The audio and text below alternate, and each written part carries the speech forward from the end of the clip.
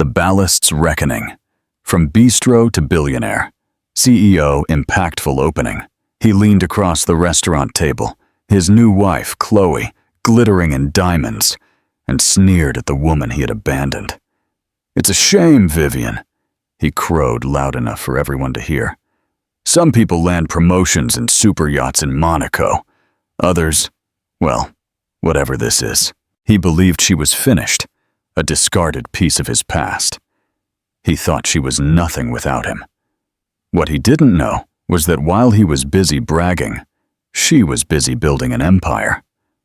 And at the world's most exclusive event, he was about to watch his ex-wife step off a private billionaire's yacht, not as a guest, but as the chief executive officer, CEO. If you believe that a comeback built on genius is the sweetest revenge, hit the like button now. Humiliation at the bistro and the seed of vengeance. The aroma of roasted coffee and fine pastries usually brought comfort to Dr. Vivian Marsh. The small bistro, the lucid corner, was her one weekly splurge, a small island of normalcy in the turbulent ocean her life had become. It was here, laptop open and a warm cappuccino beside her, that she was rebuilding. Every line of code she wrote, every email she sent, was a brick in the new wall of her future. Then the bell above the door jingled, and a shadow fell across her table. "Well, look who it is," said a voice that still haunted her low moments. Vivian looked up. Her heart no longer broke. It merely seized like a car engine flooded with ice water. Trent Harrison, her ex-husband, stood there in a suit so new it looked starched. "It's an Armani," she noted with the clinical distance of an appraiser. Clinging to his arm was Chloe Vance. Blonde, bright, and blindingly expensive. A Cartier bangle was stacked next to a diamond tennis bracelet that Vivian knew, for a fact, cost more than her entire graduate education. "Trent, Chloe," Vivian said, her voice admirably steady. She closed her laptop. "Vivian, darling," Chloe chirped, her voice a sharp rattle of false sympathy. "I barely recognized you. You look comfortable." "Comfortable?" It was a dagger disguised as a compliment.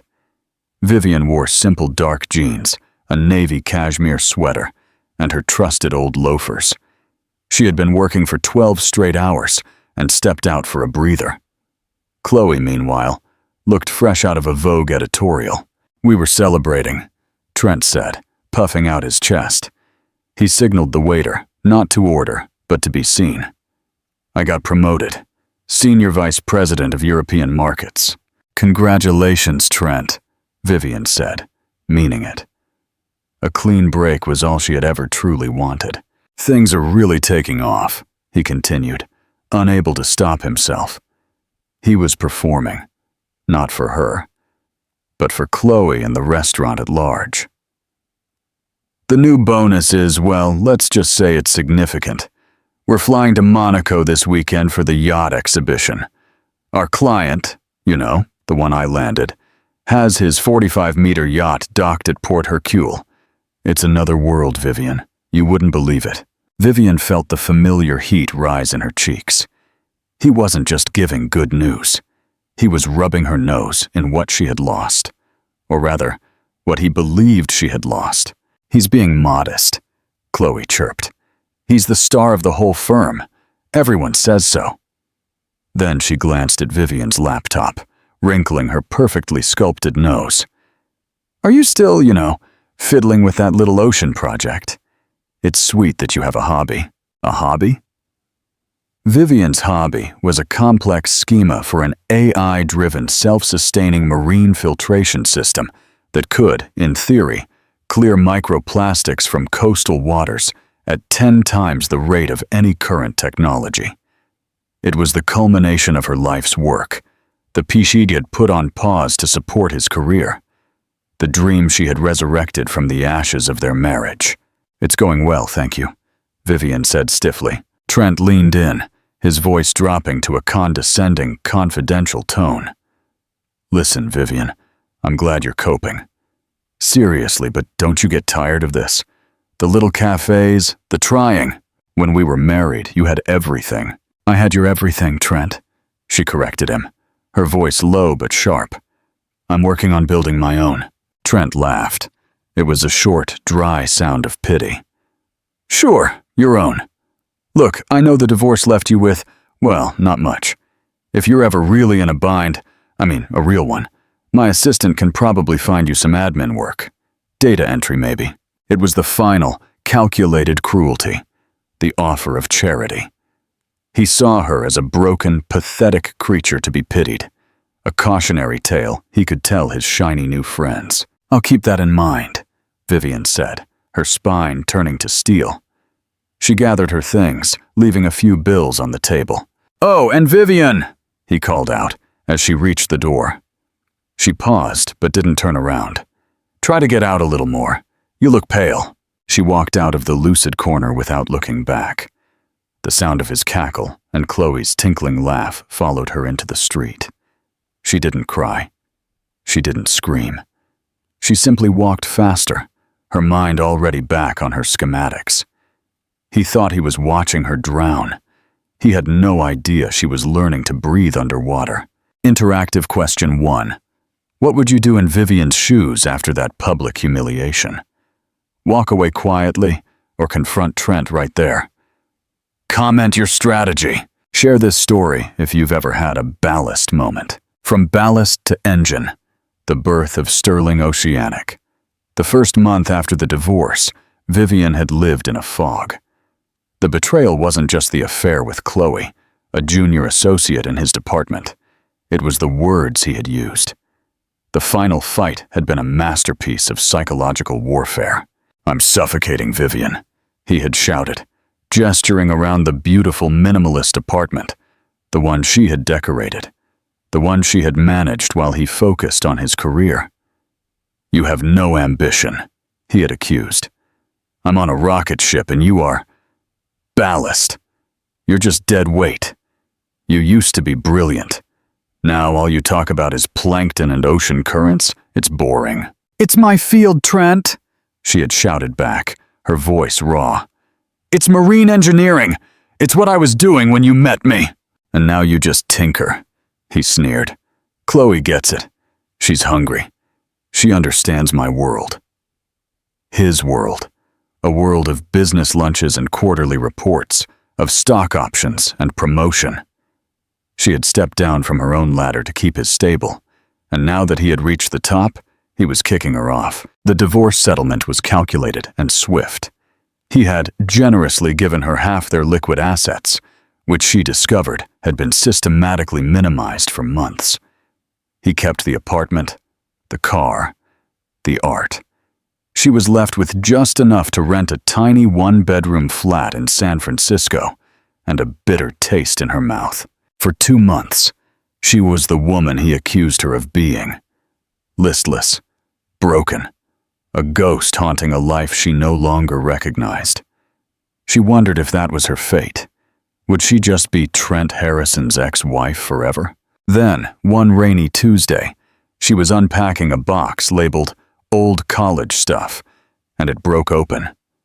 Out spilled her old textbooks, her notes, and her thesis. The title, underlined in red, stared up at her. Dynamic AI Modeling for Autonomous Ocean Filtration Systems. It wasn't just a paper. It was her soul. She sold the only valuable thing he had left her, a set of diamond earrings he had given her for their 5th anniversary. She had always hated them. They felt like a transaction. She sold them and used the $15,000 to buy a used 3D printer, high-spec server components, and a membership to a local tech incubator space near the San Francisco waterfront, where rents were cheaper. She lived on instant ramen and cheap coffee. She worked 20 hours a day. She coded. She built. She simulated. She failed. The first prototype, a small, spider-like drone, sank to the bottom of the incubator's test tank and short-circuited.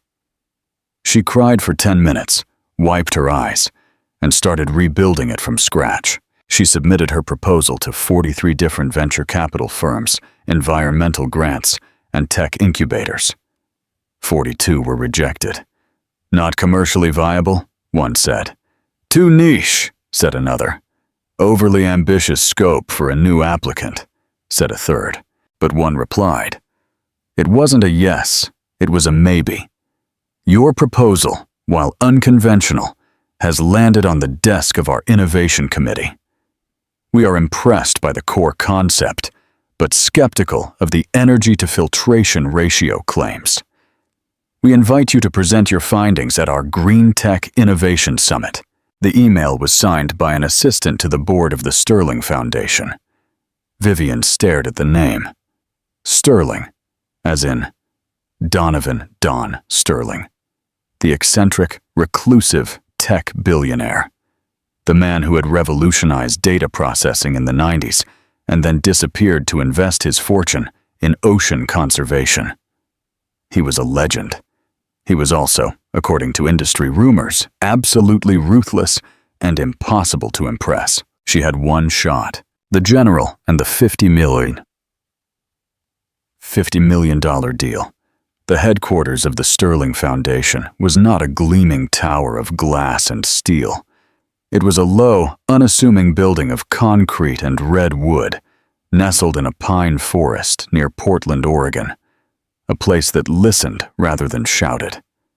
Vivian, in her only good suit, a slightly large charcoal gray from a consignment shop, felt her hands trembling. She was in a boardroom that felt more like a university library, all dark wood and leather. At the end of a long table sat Don Sterling. He wasn't what she expected. He was in his 60s, with a shock of white hair, a weathered face, and piercing blue eyes. He wore a faded flannel shirt and jeans. He looked more like a fishing boat captain than a man worth $50 billion. Ms. Marsh, he said, his voice a low growl. He didn't rise. He just gestured to the chair across from him. You have 30 minutes. My team says your calculations are optimistic. Vivian took a deep breath. My calculations are accurate, Mr. Sterling. They are just new. For the next 20 minutes, she didn't just present.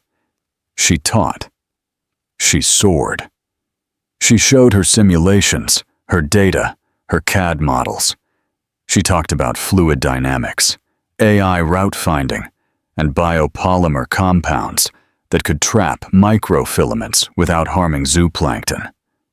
The board members, 3 men and 2 women in sharp suits, peppered her with questions.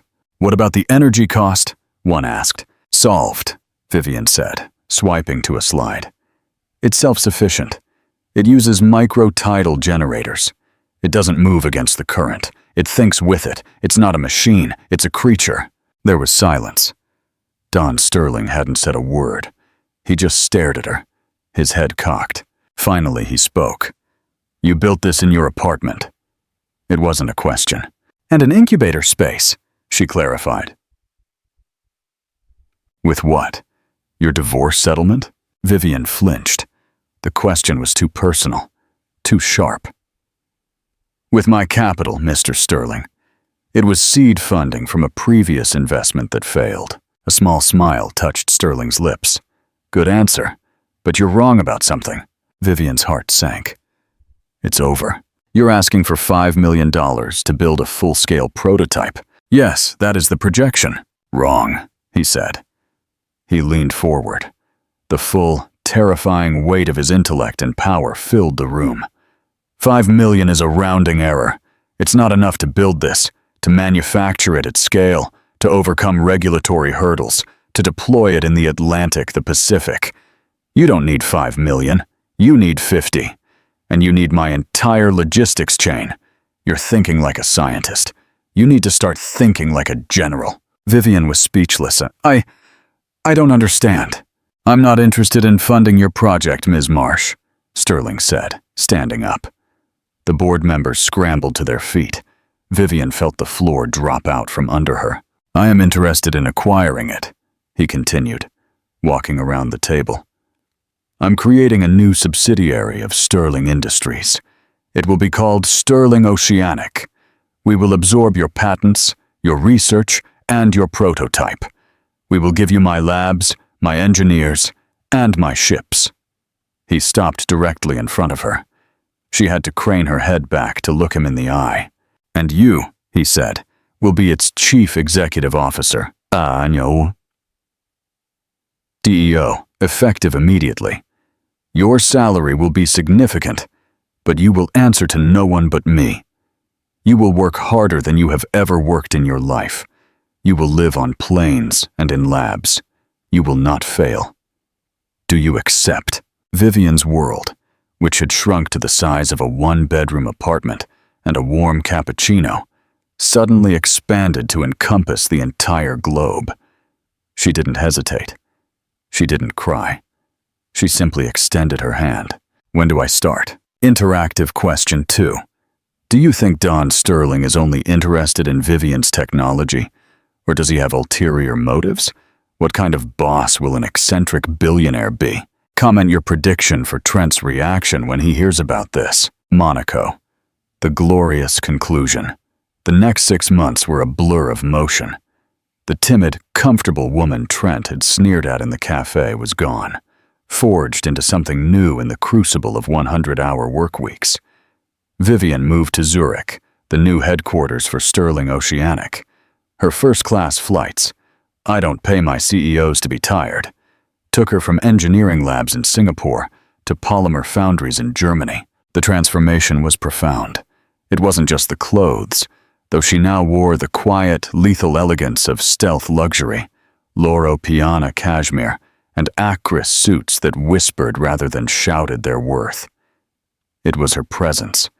She presided over meetings with 30 engineers, all men, all older than her, and dissected their fluid dynamics reports with a precision that left no room for argument. She learned to command a room, not by being the loudest, but by being the most informed. Trent Harrison had faded into irrelevance. She hadn't thought about him in 178 days. Then, one Monday, Don Sterling called her. "Pack your bags, Vivian." "Where am I going?" she asked, pulling up her calendar.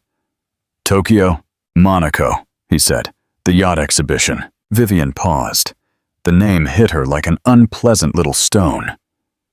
"The yacht exhibition, sir. I thought we were presenting to the ASEAN Environmental Council, and we will. But first, we're going to sell to the biggest polluters. Cargo ships aren't the problem, Vivian. It's these people, the mega yachts. They dump trash. They burn fuel. But they also want to look green. They're obsessed with image. And more than that, they're obsessed with new technology. They'll pay a premium for it." "So what, I'm setting up a booth?" Sterling laughed. "No, Vivian. You're not setting up a booth. You are the main event. I'm docking my flagship, the Odyssey. It's the most advanced green tech vessel on the planet. And for the last 3 months, it's had your full-scale Siren prototype secretly installed. We're not just presenting data. We're showing them the results. You are no longer a scientist asking for a grant. You are a CEO closing a deal. Port Hercule in Monaco wasn't just a harbor. It was a cathedral of wealth, a forest of white superstructures and gleaming chrome. Trent Harrison was in heaven. He stood on the teak deck of the Aurelia, a 45-meter yacht that, in the grand scheme of this harbor, was respectable, but not dominant. He was a guest of a guest, but he acted like he owned the place. Chloe, in a bright yellow bikini that was a little too tight, leaned against him. "Trent, darling, the champagne is warm. Tell them to bring another bottle of Dom." "Of course, babe," Trent said, snapping his fingers at a passing waiter. He felt a surge of pure, unadulterated triumph. This was the moment he deserved. Then he saw her. She was standing on the dock, just past the security barrier, looking down at a tablet. She was dressed not for a party, but for business. An immaculate white silk blouse, tailored navy dress pants, and simple, elegant loafers. Her hair was pulled back into a neat bun. Trent's smile widened. It was too perfect. His ex-wife, his charity case, right here, at the scene of his greatest triumph. She must be here as some low-level supplier's assistant. "Oh, this is priceless," he whispered to Chloe, pointing. Chloe squinted. "Is that Vivian? God, what is she doing here? She looks like she's going to a job interview." "I have to do this," Trent said, giddy on his own power. He leaned over the polished railing of the Aurelia. "Vivian!" he yelled. The potential client Swiss banker flinched at the breach of decorum. "Vivian Marsh!" Vivian looked up from her tablet. Her face registered no surprise, no anger, no humiliation. Only cool, polite recognition. She nodded. "What a coincidence running into you here," Trent yelled, his voice dripping condescension. "A little out of your depth, aren't you? This is the deep end. You should stick to the local swimming pool." "Hello, Trent, Chloe. You look well?" "We are," Trent boomed. "We're about to sign a deal. You know how it is. This is how the other half lives, right? What brings you here, cleaning the boats?" "I'm actually here for a presentation," Vivian said, her expression unreadable. "A presentation?" Trent let out a loud, arrogant laugh. "To who? The seagulls? Don't tell me it's your little ocean project." "Something like that," Vivian said. Just then, a silence fell over their section of the dock. The polite murmur of the crowd was pierced by the sound of a different kind of engine, the electric whine of a custom-built tender. It was a $500,000 speedboat painted matte black. It sliced the water and pulled up to the VIP security gate right where Vivian stood. The security guards, who had been ignoring everyone, snapped to attention. Two men in sober, dark suits stepped out, followed by a figure that made Trent Harrison's blood run cold. It was Don Sterling himself, the single most powerful, reclusive, and respected man in green technology. He was a king, and this harbor was his court. Trent's Swiss banker client gasped. That is Sterling!" Sterling strode onto the dock, saw Vivian, and a warm smile broke across his weathered face. He ignored the stares and the whispers. "Vivian, darling," he said, his voice ringing clearly over the water. "Is everything ready for the demonstration?" Vivian nodded, all business. "Yes, Mr. Sterling. The new filtration metrics just came in from the Odyssey's traverse. They are exceptional." Trent's brain tried to process the words. Mr. Sterling. Vivian. Odyssey. Exceptional. It was an impossible word salad. Sterling grinned. "Told you never to bet against a good idea." Then he gestured to the waiting tender. "After you, Madam CEO, Madam CEO." The two words hung in the air. Trent's champagne glass froze halfway to his mouth. Chloe's perfect smile dissolved, leaving her face blank and slack-jawed. Vivian Marsh, the ballast, the hobbyist, the woman he had offered a data entry job, stepped onto the tender. She sat down, crossed her legs, and just before the boat pulled away, she looked up. She made eye contact with Trent. She didn't smile. She didn't sneer. She just held his gaze. It was a look of pure, cold, indifferent finality.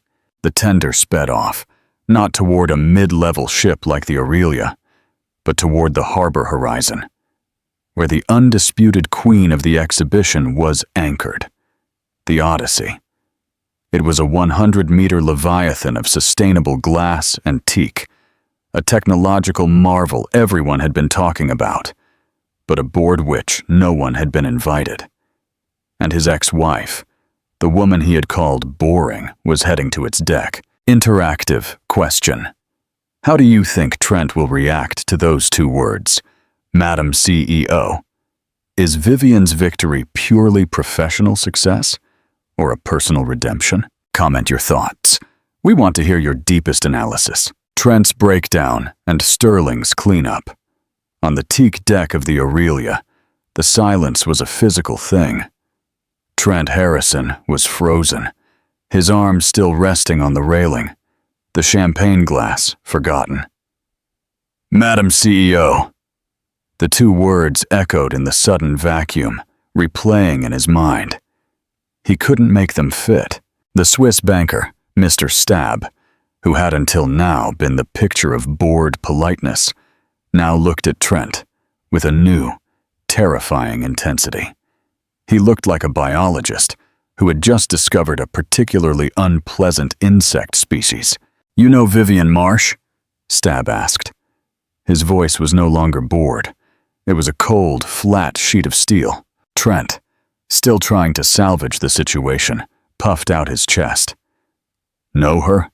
Of course, I made her. She's my ex-wife." He said the last two words with a familiar dismissive arrogance. It was the wrong move. Stab's eyes widened, and he let out a short, sharp cackle of pure, disbelieving contempt. "Your ex-wife?" Chloe, who had been clinging to Trent's arm, now looked utterly lost. Her perfect smile was gone, replaced by open-mouthed confusion. "Trent, what is he talking about? CEO? That's impossible. He must be mistaken. She's nothing." "As the new CEO of Sterling Oceanic," Stab cut in, his voice slicing the air. He pointed to the tender, now a black dot, speeding toward the Odyssey. "Her Little Ocean project, as you so charmingly called it, is a patented AI-driven filtration system that is about to become a mandatory installation on every commercial vessel on Earth." Stab stepped closer.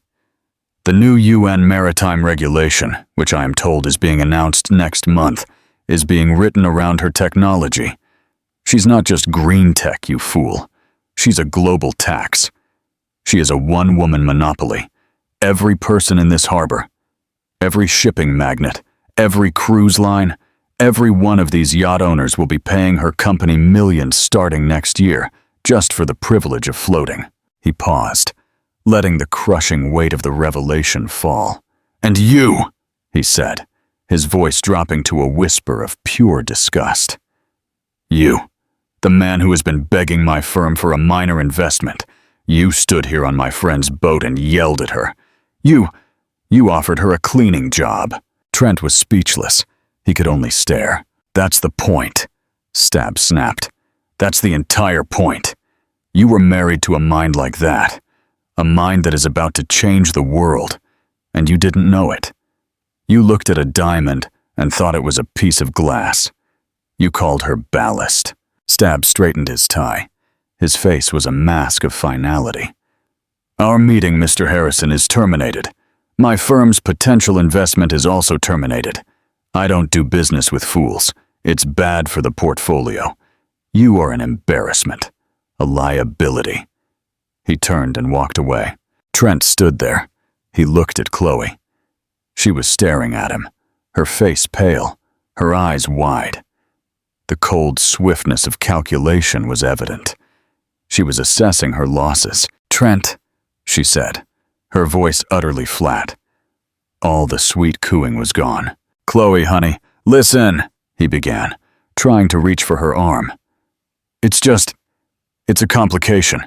It doesn't mean anything." She took a physical step back from his hand, as if it were covered in grime. "You are a fool," she whispered, her voice laced with a venom that chilled him to the bone. "You had her, and you let her go from me." The implication was clear. She herself was a terrible investment, and she was furious at him for making it. "Get me another drink," he snarled, a desperate, pathetic attempt to reassert his dominance. "Get it yourself." She snatched her designer handbag from the deck chair. With one last withering look of contempt, she turned and walked away from him. She headed toward a group of Italian men near the bar who had been watching the entire exchange, a predatory smile already forming on her lips. She was already liquidating her assets and looking for the next host. Trent Harrison was left completely, utterly alone on the deck, surrounded by laughter and music. The champagne in his hand was warm and watery. He looked across the harbor toward the Odyssey, lit up like a floating palace, a beacon of a power he could never, ever touch. He hadn't just lost his ex-wife, he had thrown her away. He had thrown away the key to the entire world. All because he was too arrogant, too small, and too blind to see what was right in front of him. The toast to the currents. On the aft deck of the Odyssey, it wasn't a party space. It was a theater of innovation. The sun was setting over Monaco, casting the super yachts in rich golden light. But here, on Don Sterling's flagship, the lighting was a cool electric blue. Dr. Vivian Marsh stood at the podium. She was not the woman from the cafe. She was the CEO. "The problem," Vivian began, her voice perfectly modulated, "has always been scale. We talk about cleaning the oceans, but we do it with nets and barges, like trying to empty a stadium with a teaspoon. We have been treating the symptoms, not the system." She clicked a remote. The screen behind her lit up with a dynamic 3D model of the Atlantic Gyre. The siren system doesn't attack. It adapts. It doesn't fight the currents. It thinks with them. It's not a filter. It's an AI-driven autonomous marine ecosystem. She displayed the results on a screen from the Odyssey.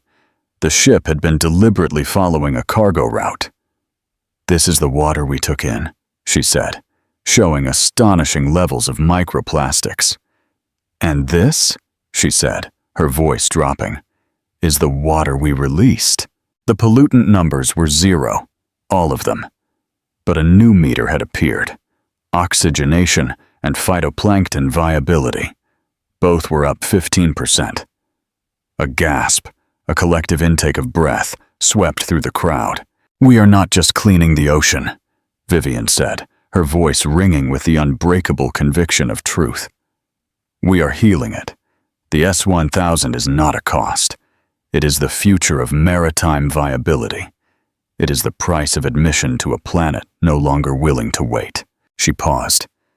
"The new UN maritime regulation, which my team and I helped draft, will be presented next month. A system like this will not be optional. My team at Sterling Oceanic is now taking pre-orders for the first wave deployment." The next hour was a blur. Vivian secured letters of intent and firm orders, totaling over $900 million. She finally made her way to the bow, seeking a moment of silence. Mr. Stab was the first to reach her. "I must apologize. Your vision, it is magnificent," he told her. His face flushed. The Greek magnate, Stavros, yelled over his shoulder, "I want 20 units. I'll pay a 50% premium for expedited delivery. We'll retrofit my entire fleet." She handled it all masterfully. She was precise, charming, yet not warm. Brilliant, yet not arrogant. She was, in every sense, the CEO. She ascended the private spiral staircase to the Odyssey's top deck, a space reserved for only 2 people, Don Sterling and his CEO. "I'd say that went rather well," Sterling said, his back to her. $900 million in one afternoon, Vivian mused, a tired but genuine smile on her face. "Not bad for a day's work, Madam CEO." He finally turned to her, his blue eyes sharp in the twilight. "You handled that distraction well today." Vivian flushed. "The distraction, sir? You mean Trent Harrison?" "Your ex-husband. I watched the whole thing from the tender. He was loud and spectacularly wrong. I apologize. I promise it will never ever happen again." Sterling held up a hand. "Vivian, stop. You do yourself a great disservice to apologize for his failure. You have nothing to regret." "I don't understand how he was here," she said, shaking her head. "His firm, Harrison and Associates, is not at this level." "Ah, yes. Harrison and Associates, mid-tier financial services, ambitious but over-leveraged," Sterling said, sipping his water. "I bought them 7 months ago."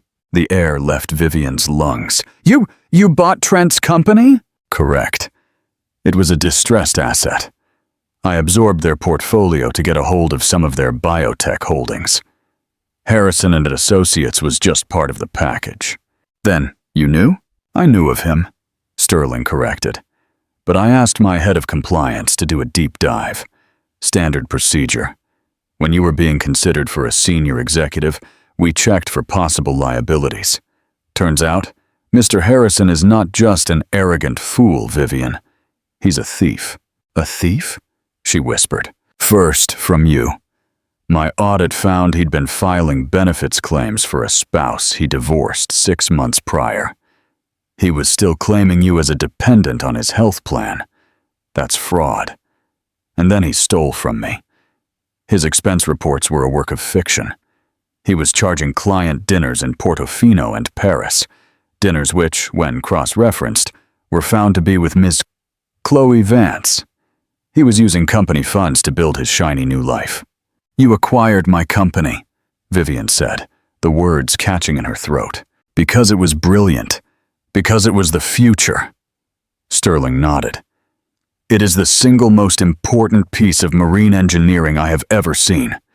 You are a genius, and I wanted that genius on my team. That is the only reason you are here. He paused, then allowed a small, cold smile to touch his lips.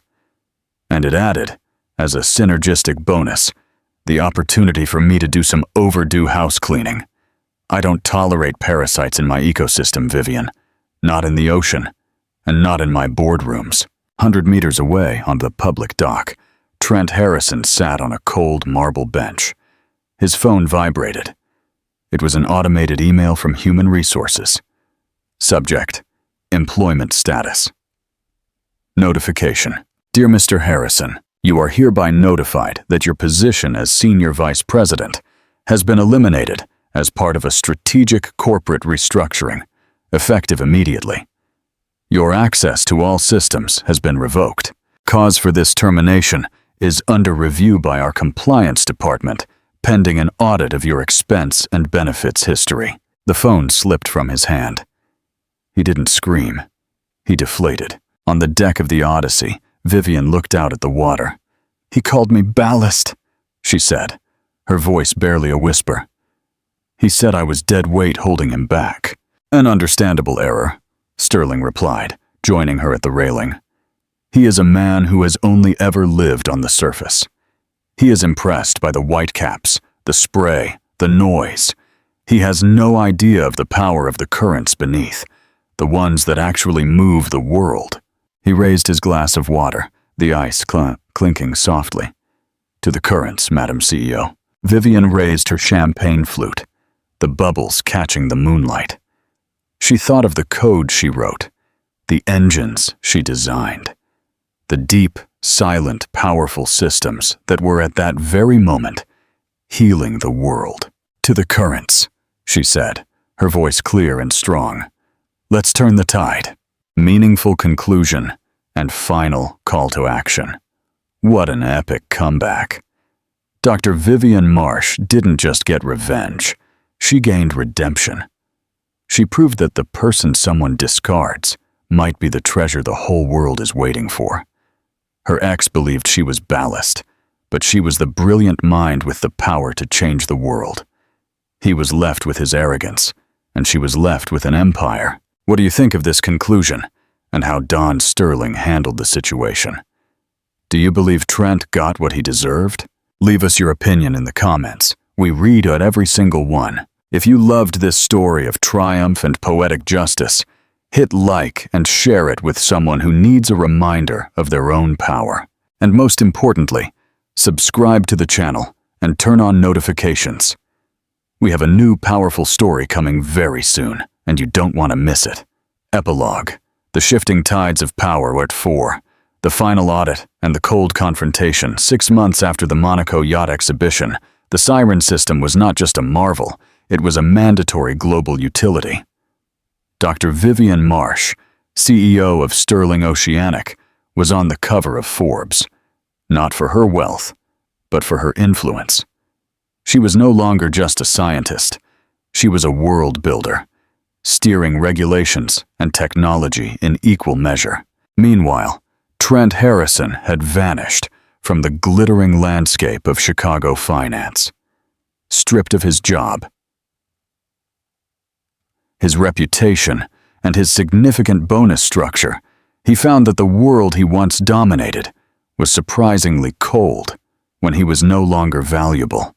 Chloe, true to her nature, had left him before the plane even landed back from Monaco, selling her diamond tennis bracelet to afford a first-class ticket out of his life. Trent now lived in a small, rented apartment, his days filled with calls from compliance officers and lawyers. He was a creature of habit, and his habits were his undoing. One morning, Vivian was in the Zurich headquarters, reviewing the final compliance audit of the defunct Harrison & Associates, now a shell of Sterling Industries. The head of compliance, a woman named Ms. Thorne, placed a single, damning folder on her desk. "This is the final report on Trent Harrison, Madam CEO," Ms. Thorne said, her voice crisp. "The audit confirmed substantial misuse of company funds. We are pursuing civil restitution for over $500,000. However, the most egregious fraud was the continued claim of spousal benefits long after the divorce was finalized. Since this directly involves you and our corporate health plan, it requires a statement." Vivian picked up the folder.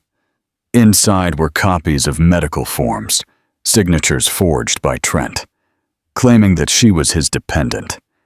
He had continued to siphon money from the system for months, even after calling her ballast. "He used the system I created to steal from me," Vivian murmured, a bitter irony. "Indeed. We have offered him a final chance to resolve the matter quietly. Sign over the remainder of his personal assets to cover the debt, and we drop the criminal complaint for fraud. And if he refuses, he faces jail time. He lost the last court motion to retain his remaining assets, a small but valuable art collection. It's set for auction next week. We believe the funds from the auction will be used to pay the restitution." Vivian closed the folder, her face unreadable. She knew Trent's single greatest vanity was his small, curated collection of modern art. Selling it to pay for his humiliation would be the final cut. "I need to meet with him," Vivian stated. "Arrange a meeting at the law firm handling the asset transfer. Just him and me. No lawyers. The art auction and the final price." The meeting took place in a sterile conference room in a downtown San Francisco legal office, a far cry from the glittering offices of Trent's former life. Trent walked in, dressed in a cheap, ill-fitting suit. He looked older, defeated and hollow. The ambition that once radiated from him like heat was gone, replaced by a cold, desperate fear. "Vivian," he rasped, standing awkwardly. He hadn't seen her since the Monaco dock. Vivian sat at the head of the table, composed and powerful. She wore a simple black suit, an outfit that cost more than his remaining savings, but spoke of competence, not flash. "Trent," she replied, her voice neutral. She slid the final settlement document across the table. "You know why you're here. Sign this, and the civil matter is closed. You forfeit your assets, and the criminal complaint is dropped." Trent stared at the document, his gaze lingering on the line item for the art collection forfeit. "You're taking the art," he whispered. "You know what that means to me." "It means you pay your debt," Vivian said, meeting his eyes. "You accumulated that debt by lying, Trent. Lying to me, lying to the firm, lying to yourself. You stole from the system and you're paying the price." "It was just a few forms, Vivian. Everyone does it. You're the CEO of a billion-dollar company. You could make this go away with one phone call. You want to ruin me over a hobby?" The word hobby hung in the air, a cruel echo from the past. Vivian stood up, leaning her hands on the table. Her voice was quiet, but it carried the authority of the deep currents she now commanded. "No, Trent, I don't want to ruin you. You did that yourself. But I am here because you need to understand the difference between value and worth." She paused, letting the silence build. "You called me ballast. You discarded the work of my life, the core of my being, as a hobby. You valued a corporate title and a diamond bracelet more than integrity and commitment. That was your choice. You thought my worth was tied to your career. You were wrong." She tapped the folder containing the audit. "Now look at this. You have been caught stealing. Your ambition was fueled by fraud. You are losing your precious art collection to pay for the hobby you mocked. The price is your pride. The final price is the consequence of your choice." Trent's facade finally cracked. He buried his face in his hands, defeated. "I'm sorry, Vivian. I never thought it would come to this." "The moment you called me ballast, it was already here," she replied, her voice softening slightly, not out of pity, but finality. "Sign the papers, Trent." He slowly raised his head, his eyes red. He picked up the pen and with a shaky hand signed his name, officially relinquishing his last tangible claim to his former life. Vivian didn't take the pen. She didn't say goodbye. She simply gathered the signed documents. "Ms. Thorne will handle the transfer," she said. She walked toward the door, paused, and looked back at him. "And Trent," she added, "when you're ready to rebuild, start with honesty, not ambition." Then she was gone, leaving Trent alone in the sterile room to face the full silence of his failure. The curator's gift and the new current. The day of the art auction, Vivian didn't attend. She was in Oslo, signing a landmark environmental treaty. However, she had sent Ms. Thorne with specific instructions. The auction proceeded. The final, desperate vestiges of Trent Harrison's vanity sold off piece by piece to satisfy his debt to Sterling Industries. The final hammer fell. The debt was settled. Later that week, back in Zurich, Ms. Thorne reported the successful transaction. "The money has been returned to Sterling Industries, Madam CEO. Your instructions regarding the Ames Denton bronze were followed." "The small wave?" Vivian asked, recalling the piece. A simple, elegant bronze sculpture of a breaking wave that Trent had always called too subdued. "Yes, it was purchased, as requested. It is now registered as an asset of the Sterling Foundation." Vivian smiled, a quiet, knowing smile that reached her blue eyes. "Good. Have it delivered, not to my office, but to the Southport Marine Science Center in Maine." Ms. Thorne raised an eyebrow. "Is that a donation, Madam CEO?" "It's a gift, Ms. Thorne," Vivian clarified. "It's a small piece of art for the children's study area. It should be placed next to the tidal pool exhibit, a constant reminder that the true power of the ocean is not in the size of the waves, but in the strength of the current beneath them." Vivian turned to the panoramic window of her office, overlooking the vast, technologically advanced testing facility of Sterling Oceanic. She wasn't standing on the deck of a yacht, but on the bridge of a global movement. She had achieved more than revenge. She had achieved vindication. She had turned the ballast of her own life into the foundational material for the world's future. Her story was complete. Not with a diamond or a title, but with the quiet, powerful knowledge that she had chosen integrity, and integrity had ultimately won.